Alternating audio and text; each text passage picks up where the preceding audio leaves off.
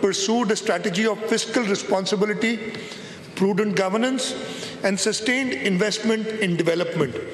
We sought to protect citizens, preserve economic activity, and continue investing in the sectors that matter most to people's lives. It is against this backdrop of global uncertainty, inflationary pressures, climate challenges, and rising public expectations that the government of Sindh pursued its development agenda during 2025-26.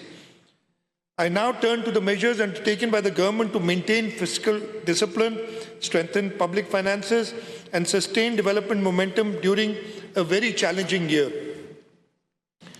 Honorable Speaker, sir, throughout the year, our objective was not merely to manage public finances, but to ensure that every rupee spent delivered the maximum possible benefit to the people of Sindh. Non-essential expenditures were carefully controlled. Administrative spending was streamlined, and available resources were redirected towards development priorities and essential public service. Our approach was guided by a simple principle: fiscal prudence must enable development, not constrain it. At a time when many governments responded to economic pressures by reducing development spending, delaying projects, or curtailing investments in social sectors, the government of Sindh chose a different course. We protected investments in education, healthcare, social protection, agriculture, water resources, public transport, housing, and infrastructure.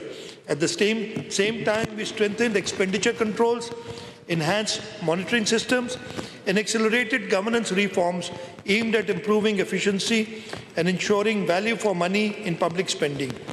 The results of this approach are visible today. Despite inflationary pressures, rising construction costs, and increased expenditure demand, Sindh achieved the highest development performance in its history. Against an exceptionally challenging economic backdrop, the government of Sindh released more than rupees 900 billion for development activities across the province.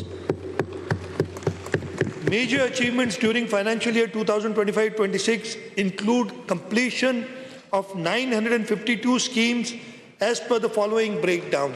I won't go through this breakdown to save time.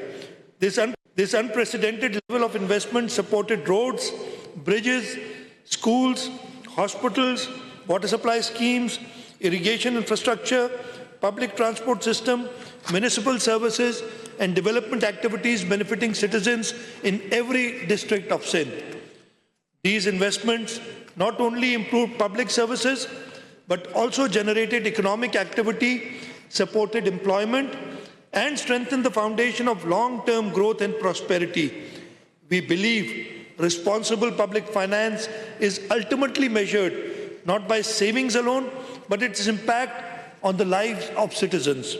Honorable Speaker, I now turn to the measures undertaken by the government of Sindh during 2025-26 to provide relief to citizens, protect livelihood, and support vulnerable segments of the society. Throughout financial year 2025-26, the government of Sindh implemented a series of targeted interventions aimed at protecting livelihoods, reducing economic hardship, and supporting vulnerable segments of the society. These measures benefited farmers, workers, fishermen, transport users, traders, and households across the province. Honorable Speaker, one of the most tragic incidents during the year was the devastating fire at Gul Plaza, Karachi on 17th of January 2026. This claimed 72 precious lives and affected approximately 1,208 commercial units and businesses. Recognizing both the human tragedy and the economic devastation suffered by hundreds of families and traders, the government approved one of the largest relief and rehabilitation packages ever extended for a commercial disaster in Sindh. A comprehensive package of rupees 8.45 billion was announced, comprising compensation for bereaved families, direct financial assistance to affected shopkeepers, and compensation for inventory and business losses. Under this package, compensation of rupees 10 million per deceased victim was approved. In addition, 1,208 affected shopkeepers received direct assistance of 500,000 each, and approximately 5.77 billion was released for inventory and business losses. I am grateful to the Karachi Chamber of Commerce and Industry, who worked with us very closely, and all the payments were made on the recommendation of Karachi Chamber of Commerce and Industry, and I thank them for their help.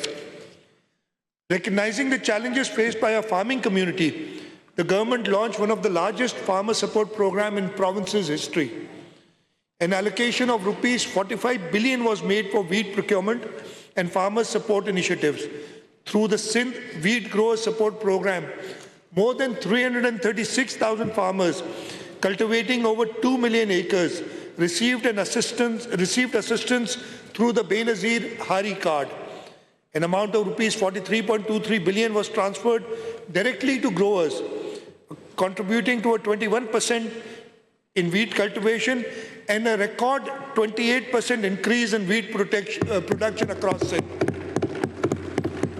Wheat cultivation increased from 3.086 million to 3.879 million acres, while wheat production increased from 3.54 million tons to a highest ever 4.91 million tons in the province of Sindh. To further reduce production costs, the government allocated rupees 3 billion as fuel subsidy for small farmers holding up to 25 acres. Approximately 331,000 farmers benefited through transparent digital transfers, helping protect farm incomes and sustain agricultural activity. Honorable Speaker, the government also acted to shield citizens from rising fuel prices. Under the People's Motorcycle Fuel Subsidy Program, rupees 4 billion was released to provide direct support to motorcycle owners across Sindh.